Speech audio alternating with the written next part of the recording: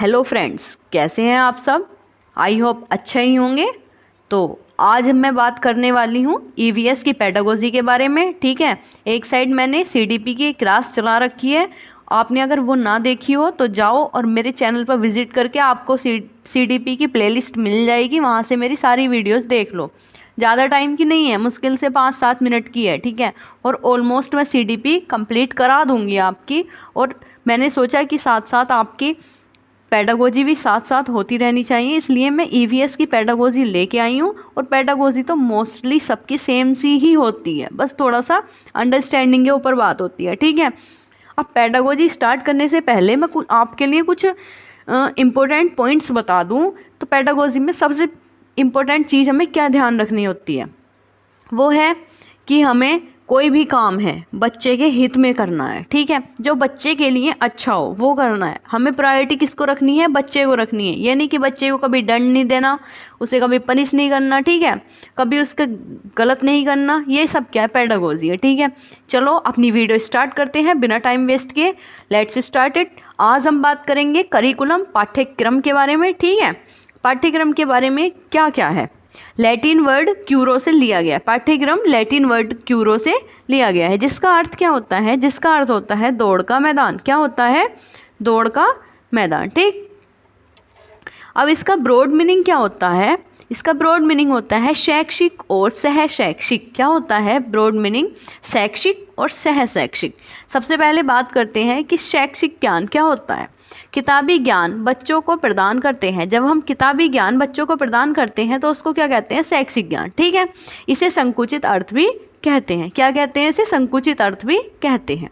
Next है सह शैक्षिक ज्ञान। क्या होता है, बैग के अलावा जो भी एक्सपीरियंस बच्चे को स्कूल प्रदान करता है। ठीक है, यानी कि जैसे हम स्कूल में पढ़ने जाते हैं तो वहाँ पर हमारा लंच टाइम होता है और एक प्ले टाइम भी होता है। ठीक है, तो उस प्ले टाइम में जो भी हम फिजिकल एक्टिविटीज़ मान लो या कुछ अदर कंपटीशन में पार्टिसिपेट करते हैं बच्चे, तो वो सब जो कराते हैं वो क्या होता है, वो सब सह शैक्षिक होता है। ठीक है, तो सब क्या होता है, ये सह शैक्षिक होता है। ठीक, नेक्स्ट अब कन्निघम है, एक बहुत अच्छे मनोवैज्ञानिक हैं। उन्होंने क्या बात करी है, उन्होंने एक बहुत इम्पोर्टेंट डेफिनेशन दी है, ये ज़्यादातर याद ही होनी चाहिए। ठीक है, क्या है, पाठ्यक्रम कलाकार रूपी अध्यापक के हाथ में। कलाकार किसको कहा है, अध्यापक।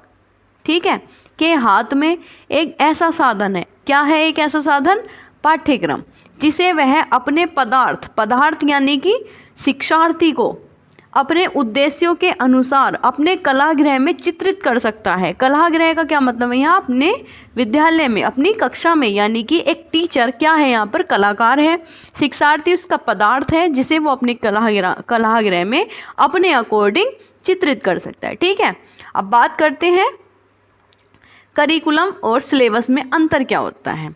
करिकुलम क्या होता है, करिकुलम को पाठ्यक्रम कहते हैं और सिलेबस को पाठ्यचर्या। ठीक है, करिकुलम क्या है, शैक्षिक और सह शैक्षिक आते हैं। करिकुलम में शैक्षिक और सह शैक्षिक दोनों आते हैं। ठीक है, करिकुलम में शैक्षिक और सह शैक्षिक दोनों आते हैं।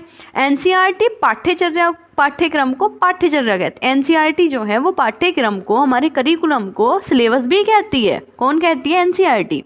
हमारे देश में जो करिकुलम बनाती है वो कौन बनाती है, एनसीईआरटी बनाती है। ठीक है, कौन बनाती है, एनसीईआरटी बनाती है। अभी तक हमारे देश में 4 बार करिकुलम बन चुका है। वो सन याद रखना, 1975 में, सबसे पहले 1975, सेकेंड टाइम 1988, थर्ड टाइम 2000 और फोर्थ टाइम यानी कि लास्ट टाइम जो है 2005। ठीक है, अब बात करते हैं कि सिलेबस क्या होता है, पाठ्यचर्या क्या होती है। इसमें केवल शैक्षिक पक्ष आता है। शैक्षिक पक्ष का क्या मतलब है, जो बस ओनली किताबी ज्ञान है वो क्या है, वो सिलेबस है। ठीक है, पाठ्यचर्या पाठ्यक्रम का ही एक भाग होता है। पाठ्यचर्या पाठ्यक्रम का भाग है, लेकिन हम पाठ्यक्रम को पाठ्यचर्या का भाग नहीं कह सकते। क्यों नहीं कह सकते, अब देखो यहाँ पर क्या है, पाठ्यचर्या में यहाँ है कि शैक्षिक पक्ष आता है और इसमें क्या आ रहा है, शैक्षिक और सह शैक्षिक। तो यहाँ से ही समझ गए हम तो कि शैक्षिक इसमें आ रहा है, तो यानी कि सिलेबस से करिकुलम हो सकता है, लेकिन करिकुलम सिलेबस नहीं हो सकता। ठीक है, नेक्स्ट बात करते हैं बेसिक एलिमेंट्स ऑफ करिकुलम, यानी कि करिकुलम के बेसिक एलिमेंट्स क्या होंगे? 3 टाइप से। नंबर 1, 4 टाइप से हैं। नंबर 1 है शैक्षिक उद्देश्य, नंबर 2 विषय वस्तु, नंबर 3 मूल्यांकन पद्धति, नंबर 4 शैक्षिक अधिगम क्रियाएं। ठीक है, शैक्षिक अधिगम क्रियाएं क्या होती हैं? स्कूल एक्टिविटीज जो होती है मूल्यांकन पद्धति में पूरे साल में जो बच्चा करता है। ठीक है, अब बात करते हैं पाठ्यक्रम विकास के सिद्धांत। पॉइंट नंबर 1, बाल केंद्रित सिद्धांत सबसे महत्वपूर्ण है। ये क्या है? सबसे महत्वपूर्ण है क्योंकि बाल केंद्रित सिद्धांत है। बाल केंद्रित सिद्धांत का क्या मतलब है कि इसमें टीचर और स्टूडेंट दोनों ही एक्टिव होंगे। जब टीचर और स्टूडेंट दोनों एक्टिव हो तो क्या होगा? बाल केंद्रित सिद्धांत होगा। ठीक है, पॉइंट नंबर 2, उपयोगिता का सिद्धांत। उपयोगिता का सिद्धांत क्या कहता है कि बच्चे के लिए उपयोगी हो, सब्जेक्ट लर्निंग एक्सपीरियंस हो, उसके अनुभवों से रिलेट करके पढ़ाओ, तो वो क्या है? उपयोगिता का सिद्धांत है। ठीक है, सृजनात्मकता का सिद्धांत क्या है? अपसारी चिंतन। सृजनात्मकता का अपसारी चिंतन यानी कि आउट ऑफ द बॉक्स जाके सोचना। कोई चीज़ है उसका एक, जैसे मान लिया 2 क्वेश्चन है, ठीक है, एक क्वेश्चन का तो सिर्फ एक मीनिंग निकलता है, तो उसे क्या कहेंगे? अभिसारी चिंतन, यानी कि सिकड़ा हुआ ज्ञान। ठीक, सिकड़ा हुआ ज्ञान यानी कि एक ही चीज एक बॉक्स के अंदर आके सोचना। लेकिन अपसारी चिंतन क्या होगा कि आउट ऑफ द बॉक्स सोचो कि एक कोई क्वेश्चन है उसके एक से ज़्यादा आंसर हो सकते हैं, तो वो क्या है? अपसारी चिंतन है। ठीक है, अपसारी रिलेट करता है सृजनात्मकता से। ठीक, पॉइंट नंबर 4 क्या है? विभिन्नता का सिद्धांत। बच्चों में विभिन्न अनुभव दें जिससे प्रत्येक बच्चा समझ जाए। अब इसमें क्या बात कहते हैं? इसमें कहते हैं कि बच्चों को केवल किताबी ज्ञान से मत समझाओ कि हाँ उसको जो किताब में लिख रहा है सिर्फ उसे रटाओ, नहीं, बच्चों को कुछ ऐसा भी ज्ञान दो जिससे कि वो अपने एक्सपीरियंस कर सके अपनी लाइफ में, उसके डेली लाइफ से रिलेट करो चीज़ों को, जिससे कि वो अगर वो अपने अनुभव को अच्छे से सीखेगा, अपने अनुभव प्राप्त करेगा, तो उससे वो बहुत जल्दी सीख जाएगा। ठीक है, आई होप आपको वीडियो अच्छी लग रही होगी। टाइप्स ऑफ करिकुलम क्या होते हैं? बहुत इंपॉर्टेंट है ये। क्या होते हैं? विषय केंद्रित पाठ्यक्रम। विषय केंद्रित पाठ्यक्रम, ठीक, इसमें क्या होता है? सब्जेक्ट की नॉलेज होती है, सिलेबस कंप्लीट करता है। ठीक है, सिलेबस कंप्लीट होता है। ठीक, पॉइंट नंबर 2, अध्यापक केंद्रित पाठ्यक्रम। इसमें ओनली टीचर एक्टिव है क्योंकि अध्यापक केंद्रित पाठ्यक्रम है। अब इसका क्या मतलब है? अध्यापक केंद्रित पाठ्यक्रम है। अब जैसे हम हैं, मैं पढ़ा रही हूँ आपको, ठीक है, आप सुन रहे हैं, मैं पढ़ा रही हूँ, आप सिर्फ सुन रहे हैं ना, है ना, तो यानी कि ये टीचर सेंटर्ड है, यानी कि मैं पढ़ा रही हूँ, आप सुन रहे हैं। अब अगर हमारी ऑफलाइन क्लास हो, ठीक, मैं सामने पढ़ाऊँ, आप सामने बैठे हैं, ठीक है, बैठे हैं, अब मैं पढ़ा रही हूँ, पढ़ाते पढ़ाते मैं बीच में से आपसे कोई क्वेश्चन पूछूँ, आप बताएंगे, तो यानी कि आप भी सक्रिय हैं और मैं भी सक्रिय हूँ। ठीक है, तो उस टाइम पे क्या होगा? वो होगा चाइल्ड सेंटर्ड। लेकिन यहाँ क्या है? अध्यापक केंद्रित पाठ्यक्रम, यानी कि ओनली टीचर एक्टिव रहेगा, टीचर प्राथमिक रहेगा। क्यों रहेगा? क्योंकि टीचर ही तो पढ़ा रहा है, तो वो एक्टिव तो रहेगा। ठीक है, नेक्स्ट है शिक्षार्थी केंद्रित पाठ्यक्रम। वही बात आ गई, चाइल्ड सेंटर्ड। टीचर और स्टूडेंट एक्टिव रहेंगे, बच्चे की आवश्यकता, रुचि, क्षमता के अनुसार हो। ऐसा नहीं हो कि हाँ टीचर अपने अकॉर्डिंग पढ़ाए जा रहा हो, पहले उसे अपने बच्चों की, जो उसकी क्लास में स्टूडेंट्स हैं, उनकी रुचि का पता लगाए, उनकी आवश्यकताओं का पता लगाए। ठीक है, पॉइंट नंबर 4, क्रिया केंद्रित पाठ्यक्रम। क्रिया केंद्रित पाठ्यक्रम का क्या मतलब है? अनुभव आधारित पाठ्यक्रम। इसमें अनुभव पर ध्यान दिया जाता है। क्रिया केंद्रित में अनुभव पर ध्यान देंगे, बच्चा खुद करके सीखेगा, लर्निंग बाय डूइंग, खुद करके सीख रहा है। ठीक है, लर्निंग बाय डूइंग भी कहते हैं, वही बात है। इसे जॉन डीवी ने दिया था। क्रिया केंद्रित पाठ्यक्रम को किसने दिया था? जॉन डीवी ने। ठीक है, पॉइंट नंबर 5 है एकीकृत पाठ्यक्रम। इसे एनसीएफ 2005 में सिफारिश करता है। एकीकृत पाठ्यक्रम जो है वो एनसीएफ 2005 में सिफारिश करता है। इसके अदर नेम क्या क्या है? व्यापक क्षेत्र पाठ्यक्रम, सभी विषय की दीवारों को तोड़ना, यानी कि सभी विषय की दीवारों को तोड़ने का क्या मतलब है? मान लिया हम फिजिक्स पढ़ रहे हैं या सोशल साइंस पढ़ रहे हैं, बच्चे को पढ़ा रहे हैं, ठीक है, तो उसे हम ऐसे पढ़ाएं कि उसकी लैंग्वेज भी उसमें इकट्ठी हो, सब चीज़ों को इंटीग्रेट करके पढ़ाओ, यानी कि एकीकृत करके पढ़ाओ। तो वो क्या है? वो है हमारा क्या?